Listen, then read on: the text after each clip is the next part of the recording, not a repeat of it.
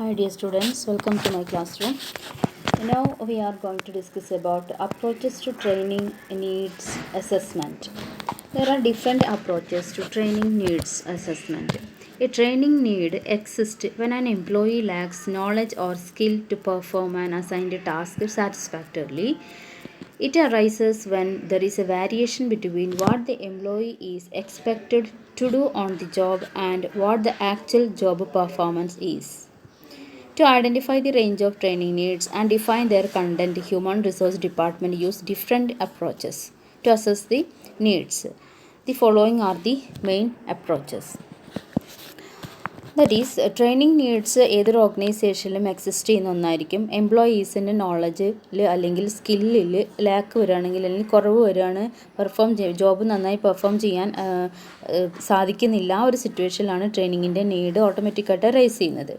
മാത്രമല്ല ഒരു ജോബ് എങ്ങനെയാണോ ചെയ്യേണ്ടത് എന്നുള്ള എക്സ്പെക്റ്റേഷനിന് അപ്പുറത്തേക്ക് ശരിക്കും ചെയ്യാൻ പറ്റാത്തൊരവസ്ഥ.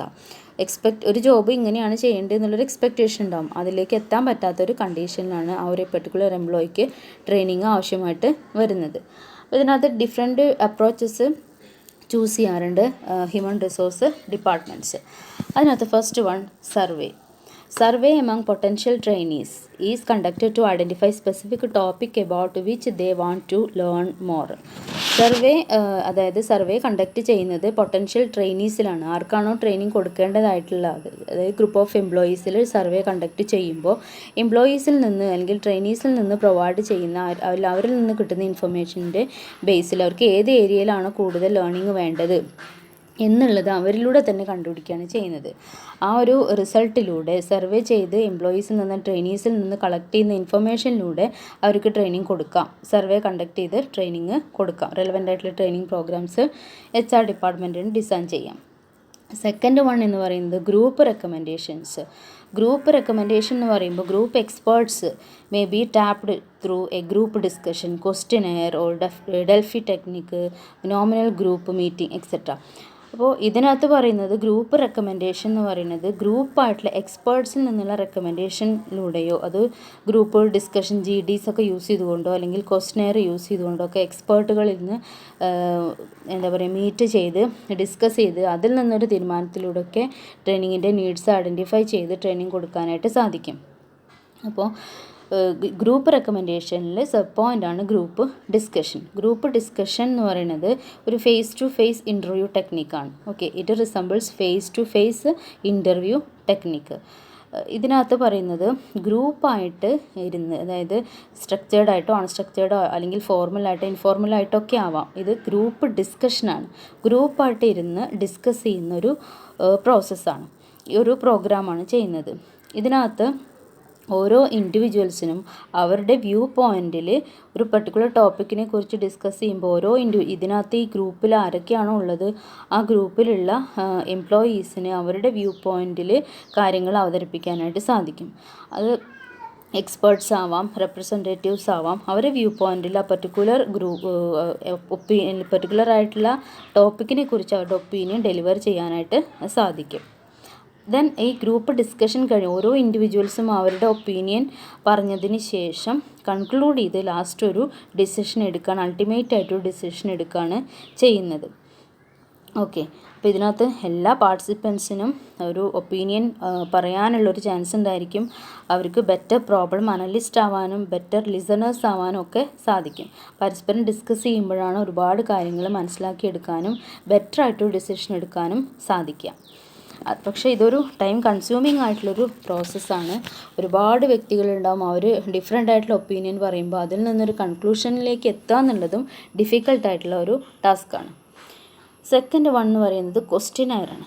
It may be in the form of survey or poll of random or stratified sample of respondents. അതായത് ഇതിനകത്ത് ചെയ്യുന്നത് ക്വസ്റ്റ്യനെയർ പ്രിപ്പയർ ചെയ്യുക എന്നുള്ളത് ഒരു ടാസ്ക്കാണ്. ക്വസ്റ്റ്യനെയർ എന്ന് പറയുമ്പോൾ അത് സിസ്റ്റമാറ്റിക്കായിട്ട് ഓർഡർ ചെയ്ത് yes or no questions, open ended questions അല്ലെങ്കിൽ ഫോഴ്സ്ഡ് ചോയ്സ് ക്വസ്റ്റ്യൻസ് ആവാം, അല്ലെങ്കിൽ പ്രയോറിറ്റി റാങ്കിങ് ക്വസ്റ്റ്യൻസ് ആവാം. അപ്പോൾ ഡിഫറെൻറ്റ് വെറൈറ്റി ക്വസ്റ്റ്യൻ ഫോർമാറ്റിൽ നല്ലൊരു ക്വസ്റ്റ്യനെയർ പ്രിപ്പയർ ചെയ്യുക എന്നുള്ളത് തന്നെ ടൈം കൺസ്യൂമിങ് ആണ്, പക്ഷേ എഫക്റ്റീവ് ആയിരിക്കും. ആ ക്വസ്റ്റ്യനെയർ പ്രിപ്പയർ ചെയ്ത് ഡിഫറെൻറ്റ് എംപ്ലോയീസിലേക്ക് എത്തിച്ച് അവരിൽ നിന്നുള്ള അഭിപ്രായങ്ങൾ എടുത്തുകൊണ്ടാണ് ട്രെയിനിങ് വേണോ വേണ്ടേ എന്നുള്ള കാര്യങ്ങൾ, ഏതിലാണ് ട്രെയിനിങ് കൊടുക്കേണ്ടത് എന്നുള്ള കാര്യങ്ങൾ തീരുമാനമെടുക്കേണ്ടത്.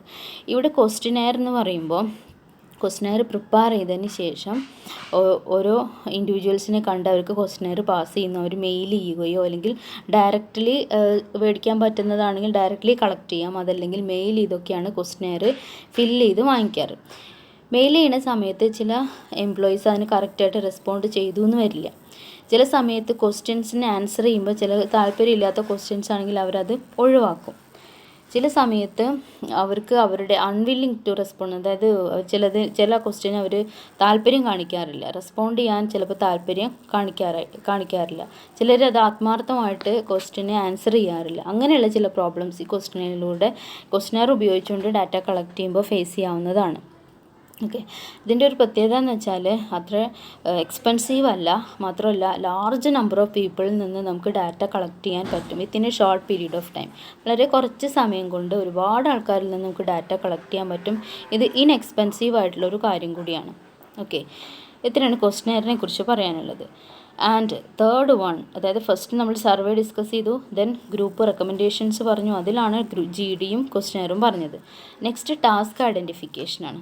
Job description is evaluated to identify the salient task involve in the job description നമ്മൾ ഡീപ്പായിട്ട് ഇവാലുവേറ്റ് ചെയ്യുമ്പോൾ അതിൽ നിന്ന് ഓരോ ജോബിനും ആവശ്യമായിട്ടുള്ള ടാസ്ക് എന്തൊക്കെയാണെന്നുള്ളത് നമുക്ക് കണ്ടുപിടിക്കാനായിട്ട് സാധിക്കും. ഇവിടെ ഓരോ ടാസ്ക്കും അതിൻ്റെ നേച്ചറും മനസ്സിലാക്കിയാൽ ഒരു പെർട്ടിക്കുലർ പ്ലാൻ നമുക്ക് തയ്യാറാക്കി ഏത് ടാസ്കിനാണോ എംപ്ലോയീസിന് കൂടുതൽ ട്രെയിനിങ് കൊടുക്കേണ്ടത് നമുക്ക് ഐഡൻറ്റിഫൈ ചെയ്യാനായിട്ട് സാധിക്കും. അതാണ് ടാസ്ക് ഐഡൻറ്റിഫിക്കേഷൻ. ടാസ്ക് ഐഡൻറ്റിഫൈ ചെയ്ത് ട്രെയിനിങ് പ്രോഗ്രാംസ് പ്ലാൻ ചെയ്യുന്നത്. Fourth one, HR weakness. Human റിസോഴ്സസിൽ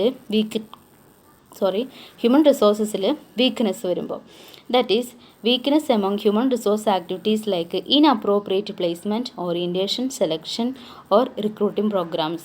അതായത് വർക്കേഴ്സിനെ റിക്രൂട്ട് ചെയ്യുമ്പോൾ അല്ലെങ്കിൽ അവരെ സെലക്ട് ചെയ്യുമ്പോൾ, പ്ലേസ് ചെയ്യുമ്പോൾ, ഓറിയൻറ്റേഷൻ കൊടുക്കുമ്പോൾ ഒക്കെ എന്ത് വരാം, ഫോൾട്ടുകൾ വരാം, ഡെഫിഷ്യൻസി വരാം. ആ സെലക്ട് ചെയ്യുമ്പോൾ വരുന്ന ഡെഫിഷ്യൻസി ത്രൂ ഔട്ട് അവരുടെ വർക്കിനും ഒരുപക്ഷെ എഫക്റ്റ് ചെയ്തേക്കാം. കാരണം വർക്കേഴ്സിന് നന്നായി പെർഫോം ചെയ്യാൻ പറ്റാത്ത വർക്കേഴ്സ് ആയിരിക്കും. അപ്പോൾ അവർ നല്ല രീതിയിൽ റിക്രൂട്ട്മെൻറ്റും സെലക്ഷനും പ്ലേസ്മെൻറ്റും ഒന്നും നടത്താത്തത് കൊണ്ട് തന്നെ അതിൻ്റെ ഒരു ഡീമെറിറ്റ്സ്, വീക്ക്നെസ് എംപ്ലോയീസിലും കാണാം. പ്രോപ്പറായിട്ട് ജോബ് ഫിറ്റായിട്ടുള്ള എംപ്ലോയീസിനെ തന്നെ സെലക്ട് ചെയ്യാത്തത് കൊണ്ടോ അങ്ങനെയുള്ള പ്രശ്നങ്ങളൊക്കെ വരാം. അപ്പോൾ ആ ഒരു സമയത്ത് ഏതൊക്കെ വർക്കേഴ്സിനാണോ നന്നായി പെർഫോം ചെയ്യാൻ പറ്റാത്തത് എന്നുള്ളത് കണ്ടുപിടിച്ച് എന്ത് കൊടുക്കേണ്ടി വരും, ട്രെയിനിങ് പ്രോഗ്രാംസ് കൊടുക്കേണ്ടി വരും.